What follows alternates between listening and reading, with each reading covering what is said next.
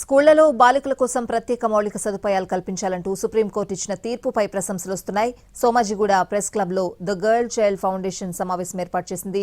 మాజీ ఐఆర్ఎస్ అధికారిని జేస్తా దినకరన్, విద్యావేత్త అంజలి రాజ్దాస్లు ఈ కార్యక్రమానికి హాజరయ్యారు. సుప్రీంకోర్టు ఆదేశాలను వెంటనే రాష్ట్ర కేంద్ర ప్రభుత్వాలు అమలు చేయాలని డిమాండ్ చేశారు. తీర్పును అమలు చేస్తూ ప్రతి పాఠశాలలో మౌలిక వసతులు కల్పించాలని అన్నారు.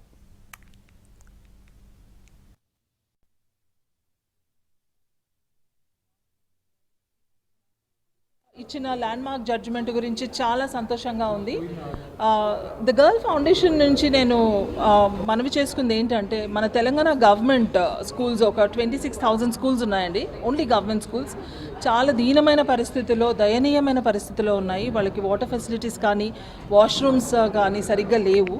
అండ్ శానిటరీ ప్యాడ్స్ అనేది బయోడిగ్రేడబుల్ శానిటరీ ప్యాడ్స్ గవర్నమెంట్ ఎంత తొందరగా వీలైతే అంత తొందరగా వాళ్ళకి సప్లై చేయాలి, డొనేట్ చేయాలి అని నేను కోరుకుంటున్నాను. మేము స్కూల్స్కి వెళ్ళినప్పుడు అవేర్నెస్ సెషన్స్కి పిల్లలు ఆ టాపిక్ గురించి మాట్లాడడానికి కూడా ఇష్టపడట్లేదు. సో మేము చాలా ప్రయత్నించి గైనకాలజిస్ట్ హెల్ప్ తీసుకొని వాళ్ళకి మాట్లాడి సెషన్స్ తీసుకొని వాళ్ళకి free sanitary pads, biodegradable sanitary pads వాళ్ళు 6th క్లాస్ నుంచి 10th క్లాస్ అయిపోయే వరకు కూడా మేము వాళ్ళకి ఆ సదుపాయం ఇస్తున్నాము.